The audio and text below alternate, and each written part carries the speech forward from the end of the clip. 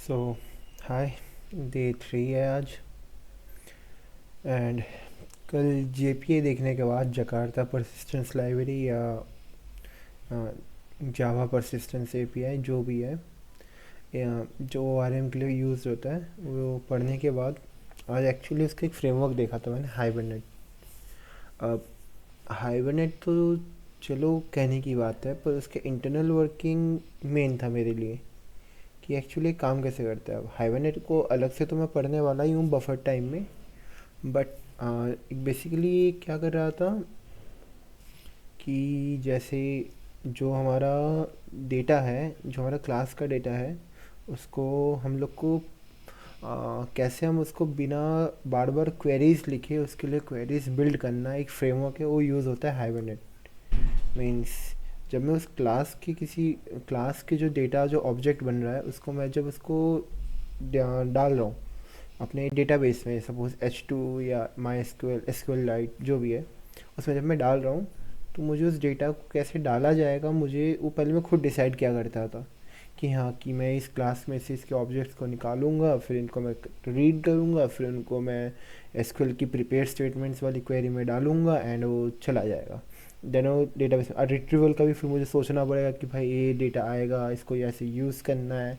Hibernate के आने के बाद एक काम ज़्यादा आसान हो गया कि मैं डायरेक्टली वैल्यूज़ को मैं क्लास बता दूंगा, मुझे इस क्लास में डेटा चाहिए, मुझे उसका एक इंस्टेंस बना के मुझे दे देगा।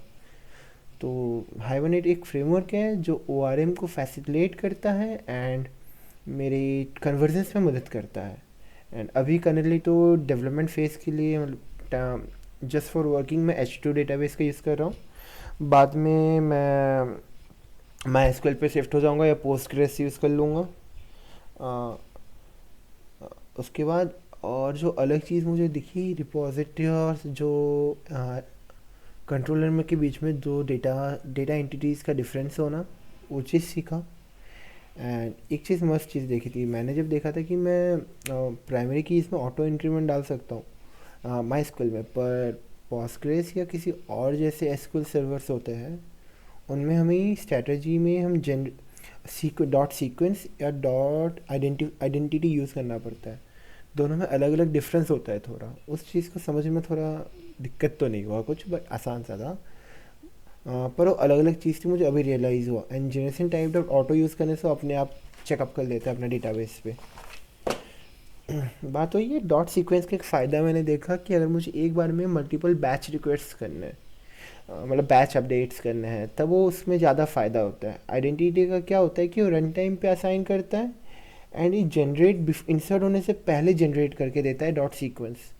मतलब तुम्हारा कोई डेटाबेस में कोई रो तुम्हारा क्रिएट हो रहा है, तो उसको एक आईडी ऑटो इंक्रीमेंट पे सपोज तुम्हारा लगा हुआ है, तो जनरेट इंसर्ट होने से पहले अगर बना देगा, सीक्वेंस इंसर्ट होने से पहले बना देता है। एंड जो डॉट आइडेंटिटी है या आइडेंटिटी है, हाँ, जो आइडेंटिटी है वो तुम्हारा ड्यूरिंग इंसर्ट पे और जनरेट करता है, तो जिसके वजह से तुम्हारे एक बार में अगर बैच रिक्वेस्ट हुआ, एक बार batch request means a lot of request, तो उसमें दिक्कत हो जाएगा। बाकी तो और कुछ नहीं था। एंड हाँ, जेपीआई रिपॉजिटरी यूज़ करना सीखा कि अब जैसे ही एक रिपॉजिटरी को मैंने क्रिएट किया एंड उसको मैंने एक्सटेंड करा दिया मैंने जेपीआई रिपॉजिटरी से। एंड जेपीआई रिपॉजिटरी की बात ये थी, जैसे इसका एग्जांपल यहाँ था, मेरी रिपॉजिटरी का रिपो, यप,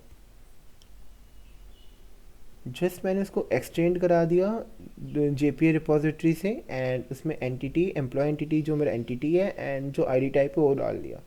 अब बात ये है कि मैंने पहले इसको सोच सकते हैं कि भाई तूने एम्प्लॉय रिपॉजिटरी को इंटरफेस क्यों बनाया। अब बात ये है कि अगर मैं इसको क्लास बना देता, मुझे इसके सारे के सारे अंदर जो मेथड्स है उसको मुझे इम्प्लीमेंट करना पड़ता, इधर कॉल भी करना पड़ता। तो वो तो मुझे ज़रूरत नहीं, क्योंकि मैं ओवरराइड तो कर नहीं रहा, और मुझे कस्टम क्वेरी बनानी होगी तो मैं बाद में बना लूँगा किसी चीज़ से। तो इसलिए मैंने इसको इंटरफेस बनाया हुआ है ताकि मैं इसके अंदर जो मेथड्स है उनको मैं यूज़ कर पाऊँ।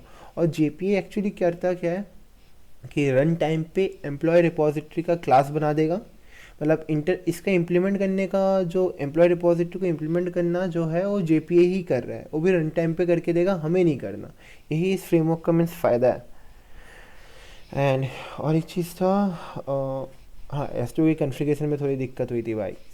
उसका डॉट जैट फाइल लाना पड़ा था मुझे, वो अलग बात है। एंड मैंने सर्विस लेयर देखा कि एक्चुअली सर्विस लेयर होता क्या है। एम वी वी एम का व्यू मॉडल लेयर ही है, kind of not similarly same but उसकी तरह ही है। तुम्हें बिजनेस लॉजिक से डील करना है, मैपर से डील करना है।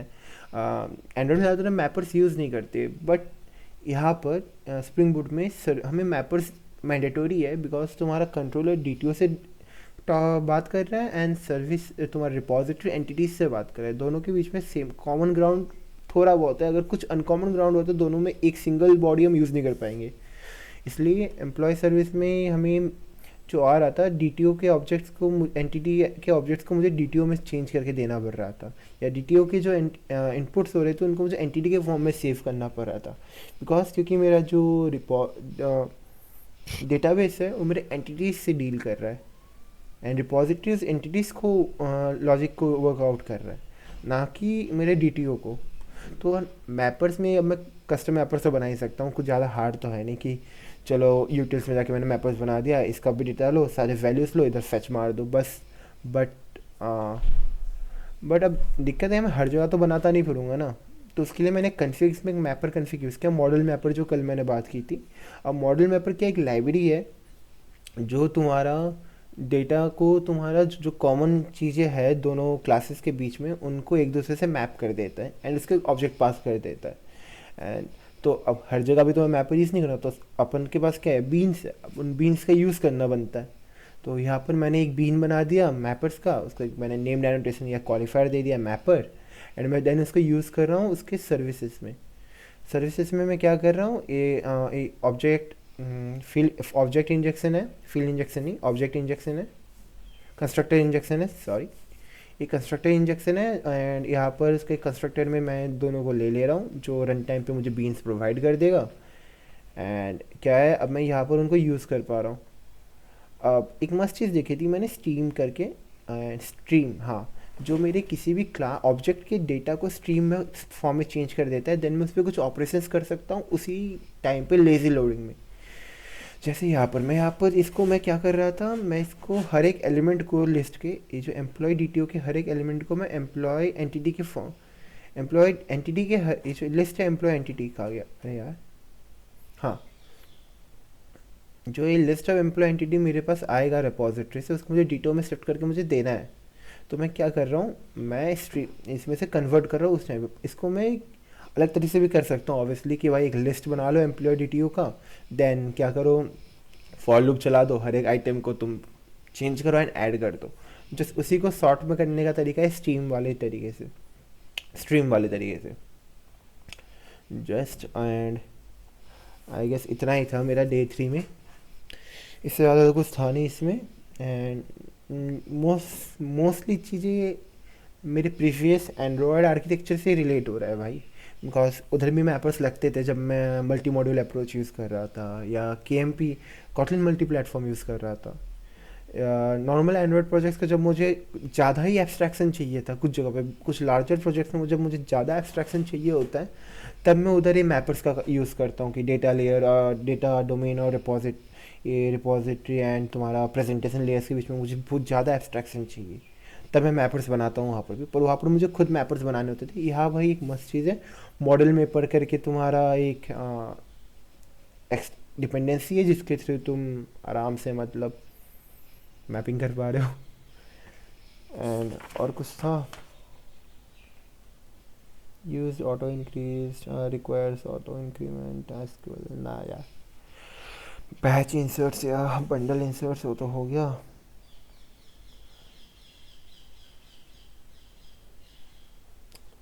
पूरी क्वेरीज लिखना पड़ता था यार, अर्लियर प्रोजेक्ट्स में कुछ क्वेरीज लिखनी पड़ती थी पहले से।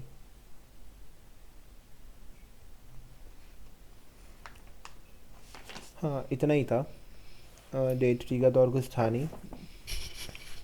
अभी पुट वो सब देखना पड़ेगा बाकी का, मतलब अभी तक तो एरर कोड्स मैंने देखे नहीं, एरर कोड्स के ऊपर डील करना, क्योंकि तो अभी तो क्या हो रहा है, एरर कोड्स के कारण तुम मेरा डेटा जो है फेच नहीं हो रहा, मतलब कुछ गलत डेटा मैं फेच कर रहा हूँ तो एरर आता है। तो एरर कोड्स पे डिपेंड करता है, उनको मुझे हैंडल करना भी सीखना है, एंड थोड़े और एंड पॉइंट्स देखने हैं कि पुट और पैच वो सब देख लेंगे। बस डे 3 में तो इतना ही था, एंड इसका पोस्ट मैंने एक बार चला के दिखा देता हूँ इस एपीआई काम कैसे कर रही है।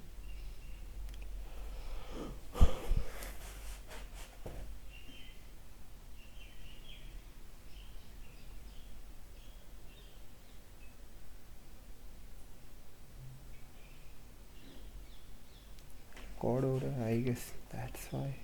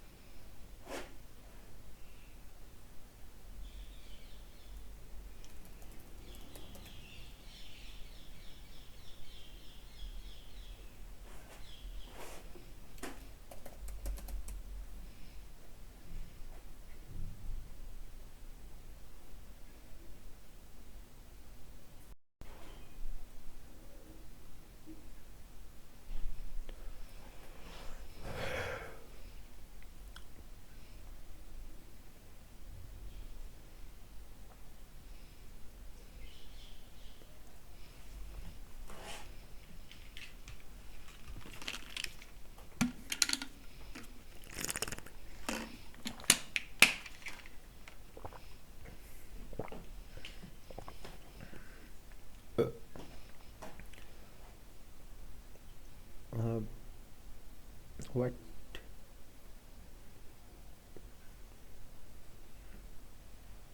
हाँ ये रहा। जैसे गेट रिक्वेस्ट ये था कि मेरी डे H2DB में से है, एच अभी तो मैंने माइस्क्यूल यूज़ नहीं किया, तो H2DB यूज़ हो रहा है। एंड ये तुम्हारा इन मेमोरी डीबी होता है ना, उसको मैंने शिफ्ट करके एक फ़ाइल फॉर्मेट में सेव करवा दिया। ये जो है ये मैंने डेटा पहले से डाला हुआ था, ये फेच हो रहा है गेट रिक्वेस्ट का। एंड तो अभी इधर पहले से अलग क्या हो रहा है, इधर सर्विस लेयर तुम्हारा कन्वर्जन का काम, और रिपोजिटरी और तुम्हारा कंट्रोलर के बीच में बात करके मेरा डेटा इधर से उधर कर रहा है। तो इसका एक फ़ायदा हो रहा है, मेरा एब्स्ट्रैक्शन मेंटेन्ड हो रहा है, और एंटिटी जो एंटिटी है वो मेरा कंट्रोलर में नहीं दिख रहा, और जो मेरा डीटीओ है वो मेरा रिपोजिटरी में नहीं दिख रहा। ये इसका फ़ायदा है। पोस्ट रिक्वेस्ट में जैसे मैं ओके कुछ भी बना दूँ, लो XYZ, ईमेल भी XYZ, एज भी रैंडम कुछ भी डाल दूँ, एंड अब मैं सेंड करता हूँ। अभी ट्रू आ रहा है, जब मैंने उसमें रिस्पॉन्स में ट्रू डाल के रखा है अभी के लिए तो। एंड जैसे और एक गेट रिक्वेस्ट जो था, मैं जो बता रहा था कि मुझे स्टेटस कोड को देखना पड़ेगा, मैंने पाथ वेरिएबल मैंने आईडीज़ का डाला हुआ था एज अ पैरामीटर में, कि उसको फेच करेगा ID1 ID2 ID3 जो भी है। अब बात ये है, सपोज़ मेरे पास ID3 क्या हुआ,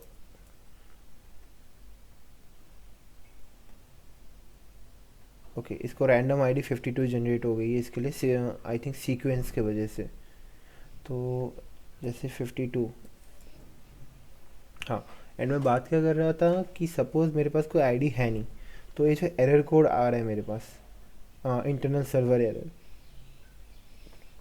ये वाला, कि source cannot be null. तो मुझे इस एरर कोड्स को मुझे हैंडल करना अभी नेक्स्ट में सीखूंगा मैं, मीन्स आज। सो हाँ, आज के लिए इतना ही था, इससे ज़्यादा नहीं था कुछ। सो या डन। देखना पड़ेगा भाई पोस्टमैन को क्या हो रहा है। सो डे 3 के लिए इतना ही है। ओके।